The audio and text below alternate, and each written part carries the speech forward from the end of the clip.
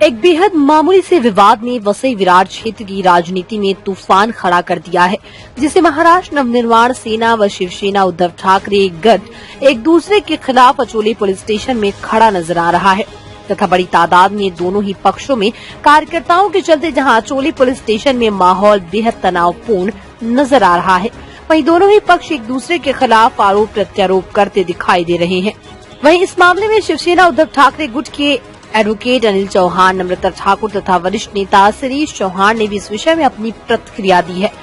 हालांकि इस विषय में जब मनसे नेता प्रवीण भोईर से फोन पर बात हुई तो देखिए उन्होंने क्या कहा। वहीं इस मामले में अचोले पुलिस द्वारा दर्ज की गई FIR से शिवसेना संतुष्ट थी और पुलिस का विरोध करती नजर आ रही थी। वहीं अब देखना होगा कि मनसे व शिवसेना के इस विवाद से क्षेत्र की राजनीति में क्या प्रभाव पड़ेगा। नाला सुपारा से मयंक रावत की रिपोर्ट।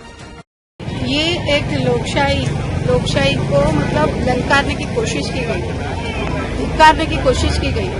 आज हम लोग सामान्य गौर गरीब लोगों के लिए झगड़ रहे थे। हम लोगों ने 500 से 600 महिलाओं का मोर्चा निकाला था। उस मोर्चा के दौरान कुछ ऐसी बातें हुई अगर उनके नेताओं के खिलाफ, तो उन्होंने कायदा से उसके ऊपर एक्शन लेना चाहिए। संविधान ने ये अधिकार दिया है हमें कि अगर कोई गलत कर रहा है तो उसके ऊपर एक्शन ले।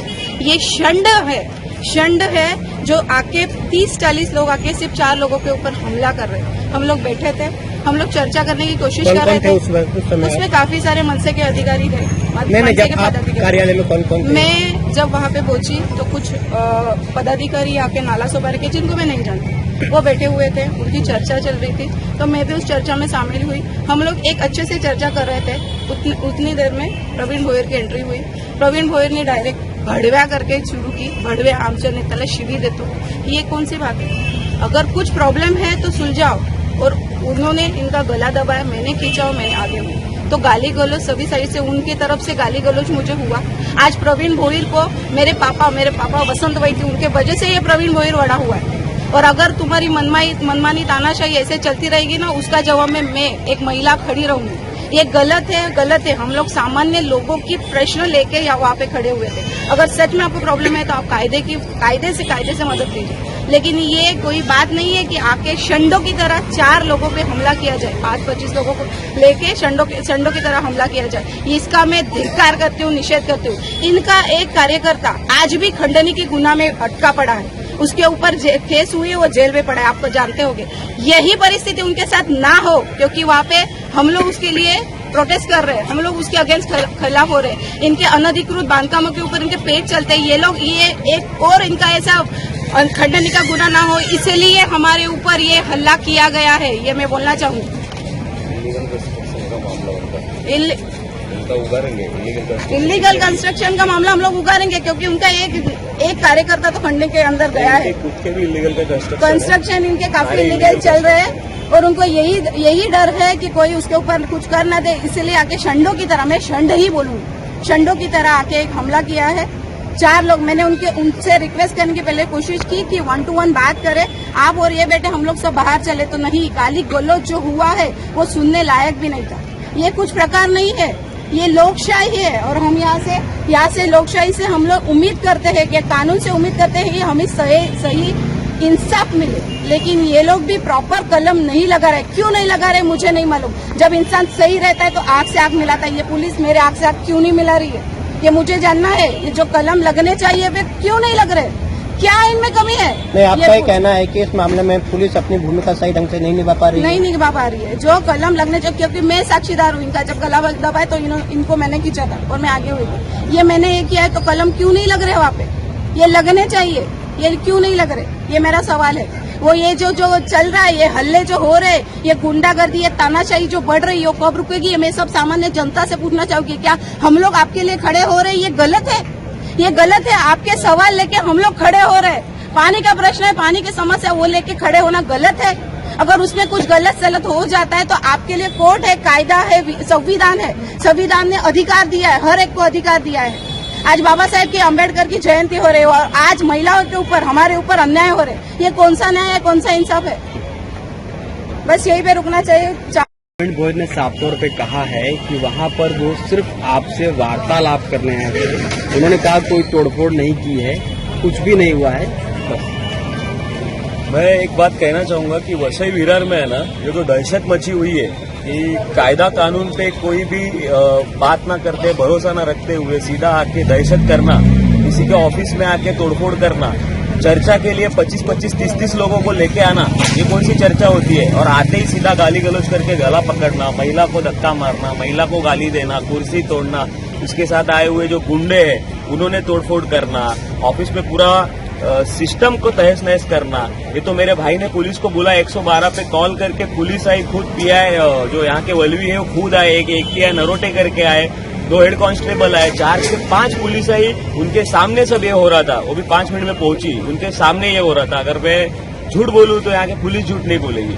उन्होंने सारे सबको बाहर निकाला, उनके सामने गाली गलौज, मुझे मारने की धमकी। मैं इतना ही कहता हूँ, वसई विरार में एक पक्ष मन से ऐसा हो रहा है कि उनको ना कायदे पे ये अपना उनको भरोसा है, ना कानून पे भरोसा है, सिर्फ अपनी दहशत मचानी है। लेकिन हम लोकशाही मानने वाले लोग हैं, हम लोकशाही मार्ग से उसका विरोध करेंगे। कल से मैं लोकशाही के लिए सड़क पे उतरूंगा और लोकशाही और कायदा कानून बचाने के लिए एक कल से बहुत बड़ा संघर्ष और आंदोलन में अकेला खड़ा करूंगा। मेरे साथ मेरे सारे शिवसैनिक रहेंगे, मेरे साथ मेरे सारे दोस्त रहेंगे, सब मेरे सपोर्ट में रहेंगे।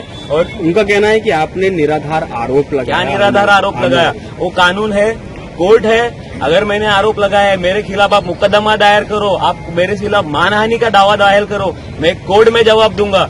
ये वकील है, ये कानून है, ये न्यायालय है, ये जज है कि ये मेरे से जवाब मांगते हैं कि 20 लाख का जवाब दो। मैं कहता हूँ मैंने उनको कहा कि आप कोर्ट में जाओ, कोर्ट में मैं जवाब दूंगा। आप कोर्ट नहीं हो और कोर्ट से बड़े नहीं हो और कानून से भी बड़े नहीं हो। ये जो दहशत मची हुई है ना वसई विरार में, एक महिला को गाली गलौज करना, धक्का मारना, जिस महिला के घर में आप पल बढ़ के बड़े हुए हो उसको अनाप शनाप बोलना, और ये कौन सी पद्धत है? इसका ऑफिस में जाके इस तरह से बातचीत करना। ये मैं कहता हूँ, हम लोकशाही मानने वाले लोग हैं, हम संघर्ष करने वाले लोग हैं। हमने बड़े बड़े संघर्ष किए हैं लोकशाही बचाने के लिए, कायदा कानून के लिए, इसके आगे भी संघर्ष करेंगे। और मैं कल से इसी पे कायदा कानून के लिए ही कल से उपोषण, अनशन, जो मेरे से बनेगा मैं कल से स्टार्ट करूंगा, क्योंकि ये मेरे आत्मसम्मान की बात है, मेरे आत्मसम्मान पे ठेस पहुंची है। पुलिस की तरफ से इस मामले में एफआईआर दर्ज हो चुकी है? एफआईआर दर्ज हो चुकी है, लेकिन जो मैंने जो धाराएं मांगी थी वो पुलिस ने नहीं दी है। उसके लिए भी मैं उपोषण में बैठने वाला हूँ डीसीपी ऑफिस के बाद। अभी फिलहाल किन किन धाराओं के तहत मामला दर्ज किया गया है? तो अभी आपको एफआईआर की कॉपी आने के बाद मैं बता सकता हूँ कि किन किन धाराओं पे उन्होंने अभी एफआईआर की कॉपी दी नहीं है, लेकिन जब भी एफआईआर का कॉपी आएगा तो सारी धाराएं आपको मालूम पड़ेंगी। शिवसेना उद्धव ठाकरे गुट की ओर से किस तरह के सार्थक कदम उठाए जा रहे हैं अपने कार्यकर्ताओं को सपोर्ट देने? अगर मनसे वाले ऐसा दिन दहाड़े शिवसेना के कार्यालय पे हमला करते हैं तो मेरा इनको इशारा है कि आप लोग ऐसा कमजोर मत समझो। शिवसेना के विधायक गए लेकिन शिवसेना एक जगह पे है, इसलिए कभी भी शिवसैनिक बदलाव उसका जरूर लेंगे। और दूसरी बात, ये पुलिस वालों को मेरा कहना है कि जब मंत्री का कार्यक्रम था तब काले झंडा बता के जो कार्यकर्ता को इनके पकड़े थे, तभी ऑफिसर के खिलाफ इन्होंने वो गाली गलौज किया करके ऑफिसर को जिम्मेदार पकड़ के उनकी बदली या उनको सस्पेंड करना चाहिए करके मांग राजेंद्र कांबळे की कर रहे थे।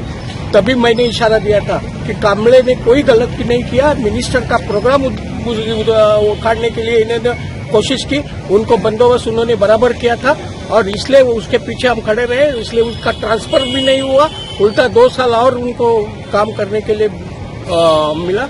इसलिए मेरा सीपी साहब को विनती है कि जो अभी ये गुंडागर्दी और दादागिरी मिंदे के ऊपर चल रही है और मिंदे का उनको साथ होगा तो ही पुलिस वाले इतना कानूनी उनके सामने अगर हादसा होता है तो कलम उनका उतना लगना चाहिए, उनके ऊपर कड़ी से कड़ी सजा मिलने वाला गुना दाखिल होना चाहिए और उनको तुरंत अरेस्ट होना चाहिए, ये हमारी मांग है।